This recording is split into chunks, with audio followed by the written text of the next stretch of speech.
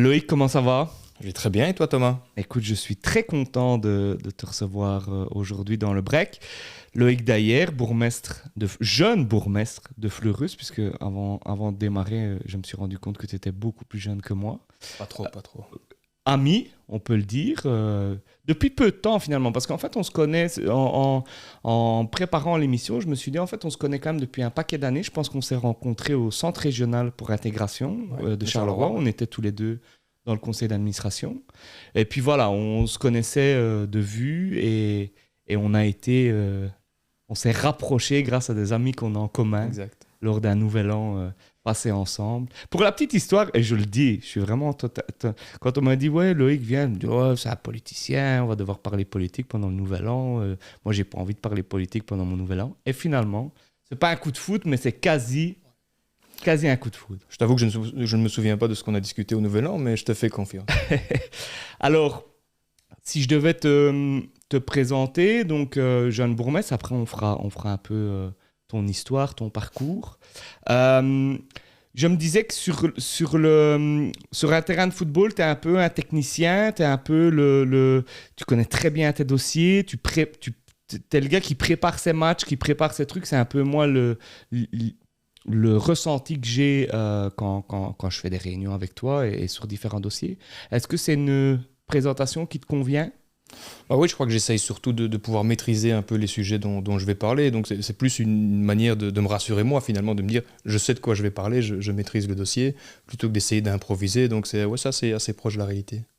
Alors, comment finalement tu arrives dans le monde politique? C'est quoi ton parcours? C'est quoi tes études? Et à quel moment tu te dis, tiens, j'ai envie de me lancer et de faire de la politique? Moi, je crois que c'est un peu, comme beaucoup de gens, c'est un peu le hasard. Enfin, moi, j'ai pas une famille qui a été particulièrement baignée dans la politique. J'ai pas des amis qui m'ont amené à un moment donné à m'y intéresser. Je crois que le déclic, ça a été en 2002, quand Jean-Marie Le Pen arrive au second tour des présidentielles en France. J'ai 15 ans et c'est à ce moment-là que je me dis, mais tiens, comment c'est possible finalement qu'on ait ce type de vote qui soit, même s'il est démocratique, qui soit possible. Et j'ai commencé à m'y intéresser. Et puis, je crois que j'ai une rencontre vraiment qui a fait démarrer finalement la politique. C'était une rencontre avec Elio Di Rupo à Mons, par hasard, dans la rue. Je n'irai pas plus loin dans les détails, mais c'est vraiment par hasard que j'ai rencontré Elio. Et c'est de là, avec les conversations qu'on a pu avoir, que je me suis dit, mais oui, j'ai vraiment envie de m'impliquer. Tu as fait tes études à Mons, c'est dans ce cadre-là que tu le rencontres? Donc, j'ai fait Polytech à Mons et forcément, Elio est souvent dans les rues à Mons et donc on s'est croisés tout à fait par hasard finalement. Et tu t'engages politiquement à Fleurus. Comment ça se passe, ton histoire? Tu deviens conseiller communal, puis échevin, puis maintenant bourgmestre. C'est quoi les dates, finalement, les grandes dates importantes de ton engagement? La rencontre dont je te parle avec Elio, ça date de 2008. Et puis petit à petit, j'essaie de voir où je peux m'engager, où finalement j'ai envie de m'impliquer, ce que j'ai envie de faire. Enfin, il faut savoir que je suis farciennois d'origine. Oui. Donc j'ai été rencontrer aussi Hugues Bayet déjà à l'époque pour voir un peu ce qu'on pouvait envisager. Et j'ai fait toute mon enfance, mon adolescence, principalement à Fleurus. J'ai joué au basket à Fleurus, j'ai été à l'école à Fleurus. Et donc, tous les éléments pour lesquels je voulais un peu me battre et donner des idées étaient plutôt fleurusiens. Et c'est comme ça que j'ai lancé les jeunes socialistes à Fleurus vers 2010-2011. Et puis que je suis candidat en 2012, élu conseiller communal en décembre 2012. Par le fruit du hasard et par les circonstances, je deviens échevin en 2013. Et puis, même chose, les planètes se sont alignées et le bourgmestre ne souhaite plus se représenter et on trouve que je suis la bonne personne pour être tête de liste et c'est comme ça que je deviens bourgmestre en 2018. Campagne 2018 compliquée parce que Fleurus, vous êtes au coude à coude. Enfin, il y a un cartel finalement contre le PS, contre la majorité, contre le PS qui est sortant. Comment tu vis justement cette campagne, ta première campagne en tant que candidat bourgmestre? Mais complexe à la fois par les circonstances locales, effectivement, le leader s'en va, on doit reconstruire finalement une équipe. Une équipe jeune, parce que tu as quand même plusieurs jeunes en plus dans ton équipe. On a renouvelé la liste à près de 60%, donc on a effectivement beaucoup de jeunes, c'était une volonté. On a les partis qui se coalisent finalement, et ce qui peut être intéressant par rapport au débat. Et d'un autre côté, ce qui est un peu polarisé finalement l'élection. Et dans le même temps, on est dans une période qui suit le SAMU social, Publifin, l'ISPPC. Donc on a eu quand même pas mal de difficultés plutôt externes qui ont un peu rendu la campagne assez difficile, tant moralement que sur l'énergie. Et finalement, ça se finit bien. Ça se finit comme ça peut se finir, oui, ça se finit pas mal. Je trouve qu'on a pu trouver des accords avec notre partenaire qui nous permettent de mener des chouettes projets. Donc oui, ça se finit bien. Justement, les projets de Fleurus, quand tu deviens bourgmestre, c'est quoi tes grands projets dans ta tête où tu te dis, ben voilà, tu connais quand même super bien cette ville, tu arrives avec la jeunesse, avec l'ambition. C'est quoi les trucs où tu te dis ça, il faut absolument que j'améliore, ou ça, j'ai des idées. C'est quoi tes 3 grands projets quand tu arrives en tant que bourgmestre? Il y a un chantier qui était pour moi principal, qui était en même temps avec des sous-projets, c'était finalement retrouver la confiance de la population. Oui. C'était vraiment travailler sur la communication, essayer de retrouver la transparence, parce qu'il y avait quelque chose qui avait été à mon avis cassé. C'était retrouver les jeunes, vraiment ramener les jeunes vers l'intérêt de la gestion de la chose publique, vers l'intérêt non pas de la politique en tant que telle, mais de leur ville. Et c'était transformer le centre-ville. C'était vraiment les 3 dossiers sur lesquels je voulais vraiment qu'on travaille pour essayer de redonner à Fleurus l'image qu'elle avait dans le temps et que les Fleurusiens se réapproprient leur ville. Le terme que j'avais utilisé, le leitmotiv, c'était redonner la fierté aux gens d'appartenir à leur ville. C'est un peu, si on fait un parallèle, un boulot que Hugues a fait énormément sur Farciennes, où moi, on n'habite pas loin à chacun de Farciennes, et il y a vraiment un changement. Après, moi, je notais moins ce côté... j'ai toujours trouvé finalement que les Fleurusiens étaient relativement fiers de leur région et de leur commune. Et 4 ans plus tard, comment tu analyses justement ces 3 projets que tu voulais mener? Mais le parallèle est assez intéressant. Effectivement, c'est un peu ce que Hugues a fait par rapport à la mentalité, par rapport à essayer que les gens finalement soient fiers d'habiter dans le cadre dans lequel ils sont. Je crois que 4 ans après, on a réussi le pari, en tout cas, de réintéresser les gens à la gestion de la ville. Je crois qu'il y a encore beaucoup de choses à faire, comme toujours, et je crois qu'on s'ennuierait s'il n'y avait plus rien à faire. Mais ce pari-là, pour moi, il est réussi. Même si il faut continuer à essayer de convaincre sur le fait que tout ne va pas assez rapidement. Il y a plein de projets à mener qui traînent. On n'a pas eu de bol sur cette mandature. On a quand même une crise Covid sans précédent. On a une crise ukrainienne avec la problématique de l'accueil des Ukrainiens et l'ensemble des éléments qui en découlent. On a la crise énergétique maintenant qui débouche sur une crise sociale. Donc, c'est une mandature un peu particulière, mais malgré ça, je crois que les gens ont compris, en tout cas au niveau local, que notre job premier, c'est de les aider, de les accompagner. Alors, il faut savoir aussi, parce que les gens ne le savent peut-être pas, c'est que bourgmestre d'une commune comme Fleurus, ce n'est pas un temps plein. Comment on joue parce que finalement, on sait quand même que bourgmestre, dans la vie, c'est plus qu'un temps plein. Tu es bourgmestre du moment où tu te lèves jusqu'au moment où tu te couches. Tu es bourgmestre le week-end, tu es bourgmestre le soir. Et à côté de ça, tu dois quand même jouer avec d'autres activités professionnelles. Comment tu arrives à gérer tout ça? Moi, je me suis souvent posé la question parce que moi, en tant qu'échevin, c'est quand même une facilité de te dire, ben voilà, je ne dois pas avoir un boulot à côté, je ne dois pas mélanger les horaires, les trucs. Comment, finalement, tu arrives à jouer avec... Disons que c'est un choix, c'est une question d'organisation aussi. Comme tu te dis, la difficulté, c'est que sur papier, bourgmestre, ce n'est pas un job à temps plein sur une commune comme la mienne. Dans les faits, comme tu le dis, c'est 7 jours sur 7, 24/24. Pendant les congés, les gens appellent, j'ai un problème, il faut régler Ouais, tu te balades, les gens t'interpellent en te disant tiens, en permanence, propos, les gens viennent à la maison, frappent à la porte en disant tiens, j'ai tel souci, est-ce que vous pouvez m'aider? Écoutez, il est dimanche 14h, peut-être pas tout de suite. Donc ça arrive, mais je comprends en même temps parce qu'on reste... le local, ça reste la première porte à laquelle on va frapper. Et donc, quand les gens ont une difficulté, une question à poser, le réflexe naturel, et heureusement que c'est encore le cas, c'est d'aller voir le bourgmestre et dire tiens, est-ce que vous pouvez m'aider? Après, c'est à nous à réorienter. Mais sur la gestion, c'est un choix. C'est un choix que j'ai fait de ne pas me couper complètement du monde du travail classique. Je reste persuadé que la politique, ce sont des mandats. Ce n'est pas des carrières à vie. Et donc, je me suis dit, si un jour ça s'arrête, il faut quand même que je reste au fait de ce qui se passe. Et comme je suis auditeur, c'est un métier qui demande quand même de rester à la page, d'être en veille en permanence sur ce qu'il fait, je me suis dit que si je me coupais complètement du monde professionnel, après 6 ans, le seul choix qui me restait, c'était de continuer la politique. C'était difficile de repartir dans le métier. Donc c'est pour ça que j'ai voulu absolument maintenir les deux. Et c'est vraiment une question d'organisation. Et de ne pas compter ses heures de travail aussi.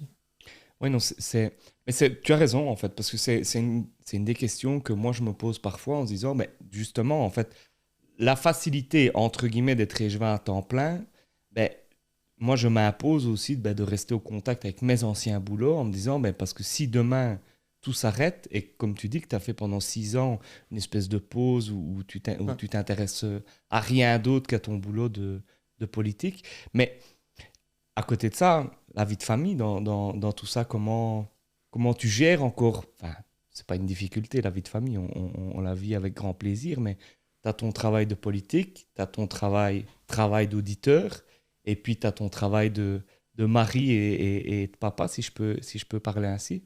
C'est pas parfois difficile de gérer tout ça?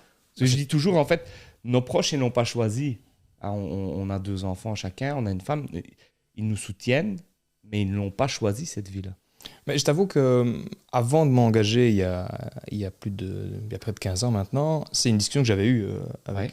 avec ma femme, enfin avec ma compagne, et où j'avais dit, écoute, si je m'implique, à un moment donné, je ne le fais pas à moitié, donc il faut comprendre que... Alors je crois qu'elle n'a jamais imaginé que je deviendrais bourgmestre. Est-ce que toi, tu l'imagines quand tu te lances, est-ce que tu as quand même ça? Alors, les élégants diront que non, mais moi, j'avais dit dans une interview, moi, quand je me lance en 2018, je veux être échevin. Je disais non, mais on verra bien les voies, les trucs. Mais dans ma tête, je voulais être échevin. Écoute, pas à ce moment-là, parce que l'idée, c'était vraiment d'apporter quelque chose. Oui, Donc au moment où je commence à m'inscrire au Parti socialiste et à dire, tiens, ben, finalement, je vais essayer de travailler, aller aux réunions, aller aux manifestations, donner mon idée, c'est pas moi qui demande pour être sur une liste, on me le propose. Et à ce moment-là, à aucun moment, je me dis, l'objectif, c'est ça. oui, Et puis plus tu avances, plus tu dis, ben, tiens, si je veux faire avancer tel dossier, ben, ce serait bien que je sois dans le collège. Donc oui, tu te dis tout à fait. finalement, ça devient un objectif. Et puis quand tu es dans le collège, tu te dis, bah, il y a quand même des dossiers sur lesquels il faudrait plus travailler. J'en ai parlé au bourgmestre et donc tu dis, bah, demain peut-être que je devrais aussi devenir bourgmestre si je veux faire avancer certaines choses. À quel moment tu te dis, j'y vais? Je crois que c'est quand Jean-Luc Bourmans décide d'arrêter. Je crois que c'est à ce moment-là que je me suis dit, on était plusieurs, hein. On avait notamment Olivier Henry qui était encore là, qui est un ami. Francis était aussi dans le pipe. Et donc je crois que c'est là que je me suis dit, ici, il faut que je propose d'y aller parce qu'il y a des enjeux, ça va être compliqué, il faut marquer le coup avec ce côté un peu jeunesse dynamique et dire, tiens, il faut que peut-être quelqu'un d'un peu plus jeune pour relancer les choses. Donc je crois que c'est vers 2017. Donc, on revient sur l'élément familial.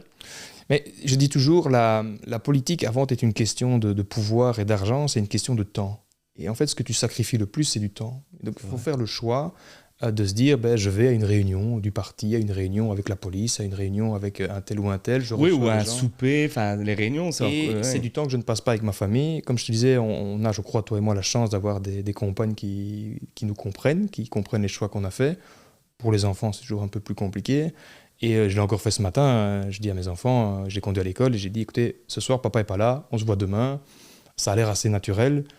Mais je sais que ce soir, ils vont rentrer, ils vont demander à ma femme, il est où papa et quand il rentre. Mais c'est un choix. Et donc, je me dis, j'ai toujours l'impression d'avoir eu beaucoup de chance par rapport à mon parcours. Ouais. J'ai eu la chance de faire des études, j'ai eu la chance d'avoir un métier qui me passionnait. Bah, il faut aussi pouvoir donner à la société du temps et de l'énergie. Donc, c'est le pari que j'ai pris pour l'instant. On verra bien combien de temps ça durera. Et justement, comment tu vois ton futur alors ici, tu es engagé jusqu'en 2024. Je pense que tu as quand même pour ambition de au moins refaire un mandat en tant que bourgmestre. Est-ce que tu te poses aussi de temps en temps la question de te dire, tiens, et si ça s'arrêtait, qu'est-ce que je ferais? Et est-ce que j'aurais pas envie à un moment donné que ça s'arrête? Écoute, je t'avoue que pendant la crise, je crois que ça m'arrivait quasi tous les jours de me dire, mais enfin, à quoi ça sert? On est juste là pour signer des papiers et coordonner les choses, alors que toutes les décisions viennent d'un autre niveau de pouvoir. Et Ouais. c'est des moments où je me suis dit, est-ce que tout ça en vaut vraiment la peine à un moment donné, où les gens râlaient, n'étaient jamais contents de toute façon ce qu'on faisait. Et je comprends, ils étaient inquiets, ils ne savaient pas très bien vers où on allait. Je me suis toujours dit que si demain j'arrêtais la politique, je resterais dans le service public, puisque c'est le choix que j'ai fait il y a déjà 10 ans, de travailler dans le service public, et notamment à l'ISPPC. Mais je ne me suis jamais posé plus la question que ça, en fait. L'idée, j'ai toujours dit, je ferai 2 mandats maximum parce que je trouve que c'est bien. Ouais, 2 t'es ans. dans cette Oui, parce que optique-là. je crois qu'après 10 ou 12 ans dans une fonction, est-ce que tu as encore le feu sacré qui te permet d'aller au combat et dire il y a des dossiers que je veux faire. Après une dizaine d'années, j'ai l'impression que ça s'essouffle un peu. Après, je dis pas que c'est pour tout le monde, hein. Moi, j'ai l'impression, en tout cas, ce sera le cas. J'ai l'impression que l'être humain se lasse toujours un peu vite de tout. Je suis d'accord avec Donc, toi. Je suis d'accord avec toi. maintenant, on verra bien en 2024, c'est effectivement voir si les Fleurysiens sont plus ou moins satisfaits de ce que j'ai proposé avec l'équipe comme dossier. On aura encore, si tel est le cas, 8 ans pour se poser la question d'ici 2030. Et tu te verrais toujours en politique, mais dans un autre rôle, ou alors dans la fonction publique, retourner à l'ISPPC ou dans une autre intercommunale ou dans une commune voilà. J'ai toujours dit que travailler dans des cabinets, ça m'intéresserait, juste un peu pour voir comment on travaille sur un décret, comment on fait des contacts avec les uns et les autres. Ça, c'est jamais fait pour diverses raisons. Je ne suis pas sûr qu'en 2030, où j'aurai une quarantaine d'années, je vais commencer à aller travailler dans un cabinet. Mais non, moi, je ne suis pas sûr parce que c'est quelque chose que j'aurais voulu faire avant d'être échevin. Aujourd'hui, je ne suis pas sûr, ça dépend à quel niveau, mais que je serais capable finalement de me retrouver de l'autre côté en ayant eu un cabinet, en ayant été devant. Est-ce que il faudrait vraiment que je trouve quelqu'un qui me passionne, entre guillemets, en me disant, OK, je me donne correct. Mon père a su le faire parce qu'il a été échevin et puis il a travaillé au cabinet d'Yves Lardinois. Moi, je me demande si je saurais, faut prendre le saurais faire ce contre-pied-là, quoi. De devenir la personne qui travaille dans l'ombre et plus la personne qui est dans la lumière. Même si je pense que je ne suis pas attaché spécialement à la lumière, mais c'est vrai que c'est même pas l'ombre et la lumière, c'est plutôt la personne qui décide et la personne qui applique. Tu crois que tu saurais appliquer Je le fais encore. Et tu sais, quand tu gardes un pied comme ça dans mon professionnel, comme je l'ai dit, moi je reste avec un chef, pour le dire platement, qui me dit voilà, on fait ça, ok, très bien, j'ai pas de souci. Il faut juste pouvoir à un moment donné trouver le bon équilibre et se dire dans cette fonction-là, voilà quel est mon rôle, et dans l'autre fonction, voilà quel est celui qu'il est. Quels sont pour toi, les avantages finalement, est-ce qu'il y en a, d'être une petite commune? Parce que tu connais quand même très très bien Charleroi, sa gestion, comment ça se passe. Quels sont pour toi les avantages et les inconvénients? Les avantages, c'est que tu connais forcément plus facilement déjà toute l'administration. Oui. Tu peux pas, quand tu as une ville comme Charleroi où il y a 2 ou 3 000 personnes, je suis sûr que le bourgmestre ne peut pas connaître chacun des membres du personnel, c'est juste impossible, ce qui est le cas chez nous. Alors le revers de la médaille, c'est que nous, quand on a un ouvrier ou un employé qui a un problème d'horaire, ou qui trouve que le chef n'a pas été correct, il vient me voir en direct. Il vient me voir en disant ça ne va pas. Je ne suis pas sûr qu'à Charleroi, chaque ouvrier de la commune va voir le bourgmestre pour lui dire je ne pense pas non mon plus. Horaire, c'est pas le bon. Mais ça crée forcément des liens Ouais, tu te retrouves parfois finalement à gérer des problèmes qui ne sont pas en lien avec ta position de bourgmestre. Tout à fait. L'avantage d'une plus petite commune, c'est justement d'être plus au fait de tous les dossiers. Oui. C'est beaucoup plus difficile à gérer dans une grande commune. Et d'un autre côté, on n'a pas les mêmes moyens. Et donc, c'est toujours très difficile d'avoir des grands projets stratégiques sur des plus petites entités. Et c'est pour ça que je crois beaucoup à la supracommunalité. Oui. On travaille énormément avec Farciennes, avec Pont-à-Celle, on travaille avec Charleroi, pour essayer de se dire mais comment on développe des projets qui font sens pour les gens et qui ne s'arrêtent pas au simple territoire communal, quoi. Oui, mais d'un autre côté, j'ai l'impression quand même c'est que finalement, le timing des projets, tu arrives à le resserrer, même si on sait que c'est l'administration publique et que tout prend toujours du temps, mais sur une commune comme Fleurus, tu arrives à resserrer ton timing et peut-être à sortir plus vite le projet. L'impact est plus direct. C'est ça. Il y a moins de tergiversations administratives, même si elles sont nécessaires pour s'assurer qu'on ne fait pas n'importe quoi. Mais c'est vrai qu'on a un impact plus direct quand on est dans une plus petite commune. Alors, on regarde un peu dans le rétro. Depuis que tu es bourgmestre, c'est quoi ton moment le plus compliqué que tu as vécu? Je dirais la crise Covid. La première semaine de la crise Covid où on apprend le vendredi ou le mercredi, je ne sais plus, que tout ferme. Que tout ferme et on nous dit vous allez coordonner. Ça, je crois que ça a été la première semaine, ça a été vraiment compliqué. Je me suis retrouvé à écrire une ordonnance de police avec le directeur général un vendredi à 20h. Sans trop savoir finalement... Parce que l'arrêté ministériel n'arrivait pas et que j'avais le chef de corps qui me demandait « Oui, mais moi demain je suis censé enfermer les gens chez eux, je n'ai pas de disposition légale, je ne sais pas le faire ». Et donc, on a terminé à 20h, 20h30, une ordonnance de police qui fermait les églises, qui fermait les salles de sport, qui fermait les parcs, qui fermait tout, pour avoir finalement l'arrêté ministériel à 1h du matin. Mais ça a été le moment un peu compliqué et se retrouver... Et humainement, c'est parce qu'au-delà d'être bourgmestre, c'est que tu sais que tu t'enfermes toi-même en le disant, quoi. Et se retrouver à l'administration tout seul, avec le DG, à deux, dans le château, c'est un peu particulier. Et les semaines qu'on suivit ont été juste catastrophiques. D'un point de vue purement majorat. Et à côté de ça, pardon, d'un point de vue humain, Ouais, moi j'ai retrouvé la famille, on faisait des balades quasi tous les jours. Parce qu'il n'y avait plus de réunions, plus de soupers, plus personne ne pouvait se voir. Et donc on a retrouvé quand même un cadre familial qui était un peu plus serein.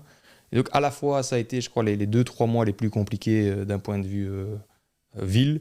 Et ça a été peut-être en termes de temps avec nos proches un moment un peu particulier, mais positivement. Oui, tout à fait. Je l'ai vécu exactement de la même manière. Je dis toujours, j'ai vécu des choses avec ma deuxième fille, grâce, si je peux parler comme ça, COVID. à la Covid, que j'ai pas vécu avec la première. Parce que pas de souper. Alors, comme elle ne dormait pas, ça m'a bien arrangé. Allez mieux. Mais c'est vrai que c'est autre chose. C'est un autre. On a vécu une autre vie et moi, j'ai quand même pu en profiter au niveau de la famille. Et ton meilleur moment, si tu devais sortir un ou deux, hein, si tu en as deux meilleurs moments? Oh, c'est difficile comme ça parce qu'il y en a eu quand même beaucoup. Je crois qu'on a eu pas mal de chouettes moments. Écoute, ça Si me tu en vient. as plusieurs, tu peux. Ouais, mais chaque fois qu'il y a un projet qui se concrétise, tu vois, on a eu la gare de Fleurus, au moment où la SNCB dit avec un Frabel, écoutez, monsieur le bourgmestre, on vous a entendu, voilà le projet qu'on va proposer, il répond à ce que la ville demande. Bah, c'est un moment que tu partages, tu fais une réunion citoyenne, explique que tu as réussi à obtenir quelque chose pour les gens. On a ça avec le centre administratif. C'est tous des moments... De concrétisation. oui, et alors si j'en retiens un particulièrement, et là purement sur la ville, pas humainement, c'est le retour de la cavalcade après le Covid, quoi. Où là, l'événement festif fleurusien par excellence, après 2 ans d'absence, on fait la 140e, et on a vraiment senti dans les rues que les gens étaient super ravis, vraiment une ambiance de conviviale, De retrouvailles. de retrouvailles. Il n'y a eu aucun souci, on a eu plus de 20 000 personnes qui sont venues à Fleurus, ça a été vraiment Ouais, cette année-ci, très, très bon cette moment. année-là, la cavalcade, ça a été. Ouais, franchement, très très bon moment. Tant mieux. Il y a un moment où on échange un peu les rôles. Tu as été prévenu un peu à l'avance. Enfin, à J'avais peur l'avance que tu me demandes hier. d'aller comme échevin des finances à la ville de Charleroi, mais ça va. C'est l'idée que l'invité puisse poser une question. Donc, est-ce que tu as réfléchi et sans Oui. joker? Donc, je préviens, je le dis. Tu es obligé de répondre. Je suis obligé de répondre et je ne connais absolument. Tu ne connais aucune question que j'allais te poser aujourd'hui. Non. Et je ne connais pas la question que tu vas. Là, j'ai plein de questions qui me sont venues en tête quand tu m'as dit de me poser une question, et puis je me suis dit quand même c'est filmé, donc on va peut-être pas poser tout et n'importe quoi. Mais il y en a une parce que tu as évoqué mon parcours tout à l'heure et que je voulais te poser. Tu as fait plein de choses toi aussi dans ton parcours. Oui. Tu t'es un peu intéressé à forcément tout ce qui est maison de jeunes, tout ce qui est associatif, tout ce qui est culturel, musical. Tu as fait de la politique. Oui. Et donc, c'est une question sous question, si tu permets. Oui, bien sûr. La question, c'est est-ce que tu n'as pas peur de temps en temps de te perdre dans tout ce que tu fais? Et si pas, quel est le secteur dans lequel tu n'as pas encore travaillé et que tu voudrais développer? Alors, est-ce que j'ai pas peur de me perdre? Si. Et je pense que régulièrement, je me perds dans le sens où je pars sur un projet, je me dis tac, tac, tac, et puis finalement, j'ai plein de notes dans mon iPad de projets que j'ai pas eu le temps de réaliser. Alors, c'est drôle parce que parfois, je retrouve une note. Je fais sans comparaison aucune, mais j'ai regardé le documentaire sur Orelsan qui est sorti, et lui disait qu'il avait, lui, il avait plein de notes sur ses sons. Il met des trucs, des paroles, des machins, et puis il reprend. Et c'est un truc qui m'arrive aussi. Donc, me perdre, oui, je pense que... Enfin, me perdre sans me perdre, parce que j'arrive à un moment donné à me focaliser sur un truc, à mettre quand même des priorités, en me disant, bon, ben ça, voilà, j'ai pas le temps de... Je me suis beaucoup réorganisé aussi avec la Covid, parce que j'ai pris le temps de me dire, tiens, comment je vois les choses, sur le rôle d'échevin, sur aussi cette, comme tu dis, cette crainte toujours de perdre le contact avec les gens. et qui m'oblige, qui m'oblige dans le bon sens, parce que j'aime bien le faire, mais qui m'oblige à me dire, ouais, il faut que je repasse dans mes maisons de jeunes, je repasse dans mes trucs. Et le problème, c'est que quand j'y vais, je pense y aller une demi-heure et ça me prend une demi-journée, parce que j'ai un peu aujourd'hui un rôle de tonton pour tous ces jeunes que j'ai engagés ou qui sont juste fréquentants les maisons de jeunes. Donc voilà. Après, sur le domaine sur lequel j'ai pas encore travaillé c'est vraiment quelque chose qui m'intéresse, c'est sur l'éducation. Euh, alors, sur l'éducation, peut-être pas nécessairement en étant prof, parce que je suis de moins en moins convaincu de l'éducation ex cathedra. Je suis ton prof, je vais t'expliquer comment la vie fonctionne.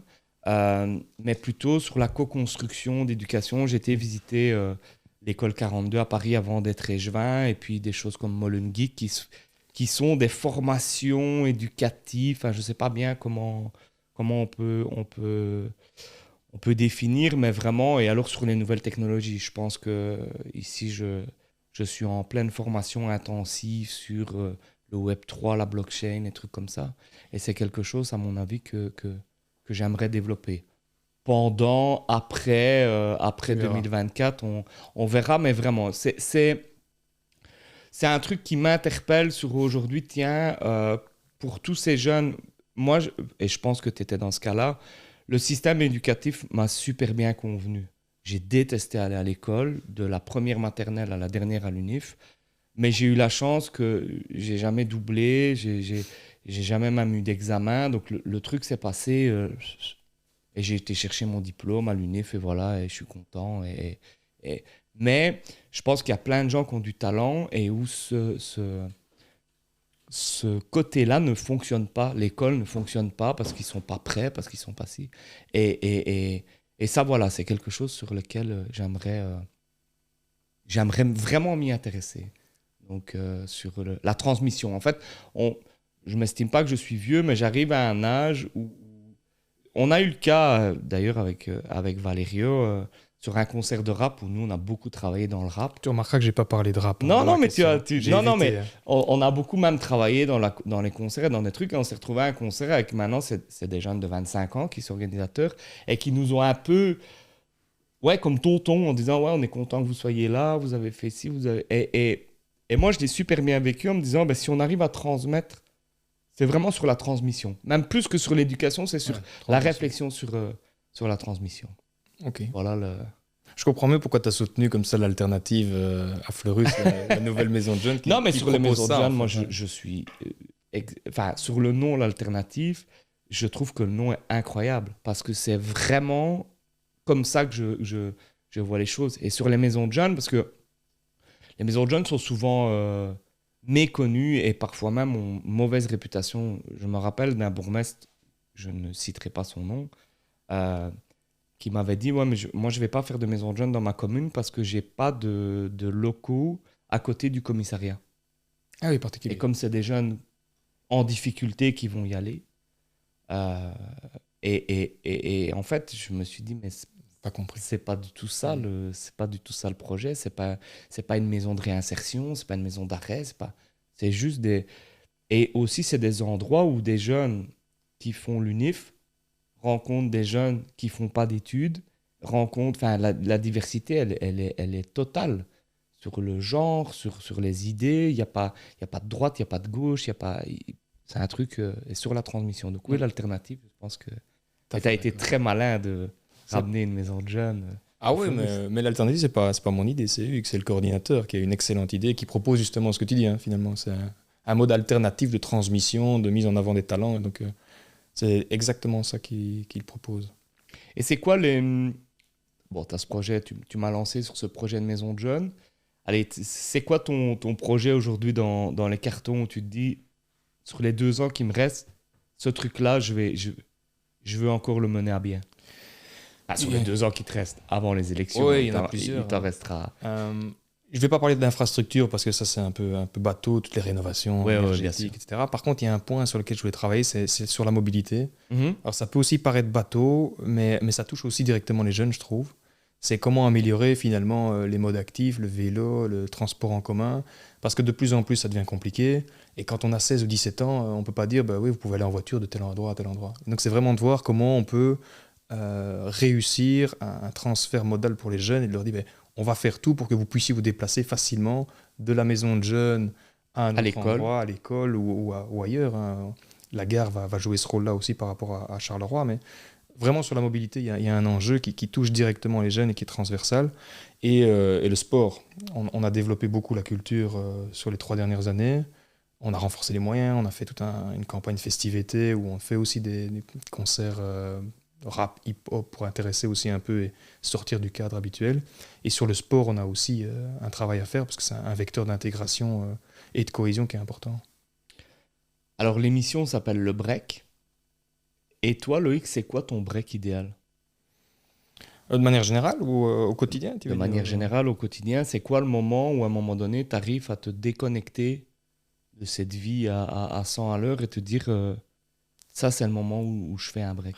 Comment tu arrives à te déconnecter, en fait? Bah, tu me connais bien, tu sais que je ne suis jamais déconnecté. Mais, Moi non plus, non. mais Je ne saurais pas répondre à cette question, en fait. on en a parlé brièvement tout à l'heure, c'est vraiment les moments en famille. C'est le moment où, alors je vais être trivial, mais où tu es un dimanche à midi et tu as un poulet rôti avec tes enfants et tu fais un poulet compote et tu te dis, mais finalement, normalement, c'est ça la vie. C'est ce moment que tu partages et où parfois il y a ton fils qui fait tomber son assiette et tout le monde s'énerve parce qu'il y en a partout. Mais c'est ce moment un peu de vie au quotidien qu'on n'a plus souvent l'occasion d'avoir et où tu dis, allez, ça c'est la vie telle qu'on s'imagine qu'elle peut être et on va jouer au foot l'après-midi dans le jardin avec tes enfants. Est-ce que tu penses pas, justement, que... Est-ce que tu te dis pas à certains moments, parce que moi, je me pose parfois la question, que ce sacrifice-là, il est trop important? J'ai envie de dire tous les jours. Mais comme je te le disais, j'ai vraiment le sentiment que je viens d'une famille modeste. Je trouve que j'ai énormément de chance. La société nous a amené beaucoup. On a eu l'école gratuite, on a eu l'université pour pas très cher, on a eu des bourses d'études, on a eu des allocations familiales. Mes parents ont été soutenus par la société, par Ouais. le côté collectiviste de la Belgique et de la Wallonie. Et je trouve qu'à un moment donné, quand tu as de la chance d'arriver où je crois on a pu arriver, d'avoir une vie confortable, mais il faut que tu donnes. Et le donner, c'est pas simplement de payer des impôts, c'est le donner de ton temps et de ton énergie. Donc, je reste persuadé que le Mais tu as sacrifice... vraiment ce côté, tu rendre quelque chose, Ouais, en fait.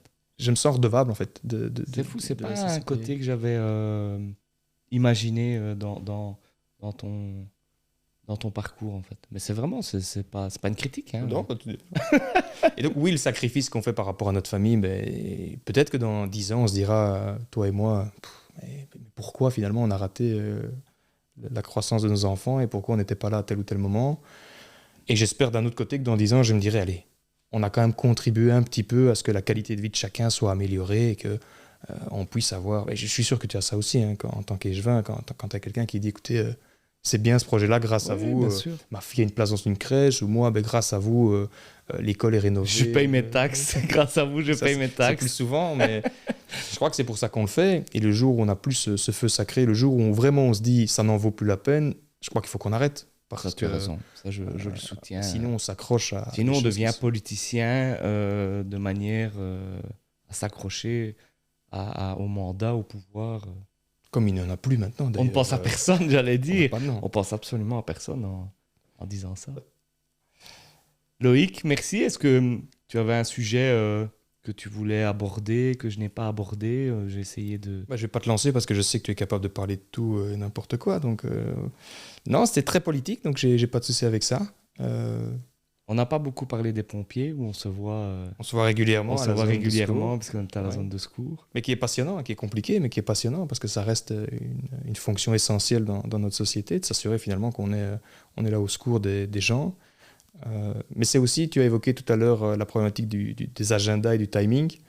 Les fonctions qu'on occupe amènent finalement des fonctions connexes, annexes, ou je ne sais pas comment on doit les appeler, qui prennent aussi du temps Tout et à qui nous fait. amènent à devoir faire d'autres sacrifices pour se dire mais comment on arrive à mener ces fonctions-là à la police, à la zone de secours, dans des intercommunales. Oui, il faut que en fait, les gens, parfois, comprennent moins, c'est que il y a ce côté décumul dont on nous parle régulièrement, mais il y a aussi toute une série de postes toi qui découlent de ton mandat de bourgmestre, qui sont des postes obligatoires.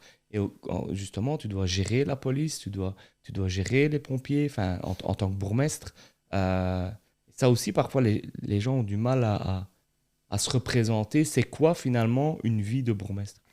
Mais c'est parce que peut-être on pêche aussi par manque de communication et de transparence. Parce que quand on dit les gens n'arrivent pas trop à le voir, est-ce qu'on l'explique suffisamment? Je ne crois pas toujours. Je crois qu'il faut qu'on puisse expliquer clairement les choses en disant voilà, la loi prévoit que le bourgmestre est responsable de la sécurité. Dans ce cadre-là, il doit gérer la police, les pompiers, les secours, etc. Mais effectivement, c'est une vie qui est plus compliquée, qui est plus remplie que simplement signer 12 signataires le matin, aller serrer quelques mains l'après-midi et aller au restaurant le soir, quoi. Et sur les gens, tiens, je te lance là-dessus, j'y avais pensé ce matin. Est-ce que tu penses qu'il faut tout dire aux gens en étant homme politique? C'est une question que je me pose souvent parce que je pense qu'on ne dit pas tout. Et parfois, je me dis, tiens, est-ce qu'on ne devrait pas parier plus en disant, ben, on met tout sur la table et on explique? Il y aurait toujours des gens mécontents, il y aurait toujours des gens qui diraient que de toute façon, on ne sert quand même à rien. Mais est-ce que, justement, on en dit peut-être pas assez? Mais c'est compliqué comme débat parce qu'il faut, pour pouvoir tout dire à tout le monde, que chacun dispose des informations suffisantes et du bagage suffisant pour comprendre.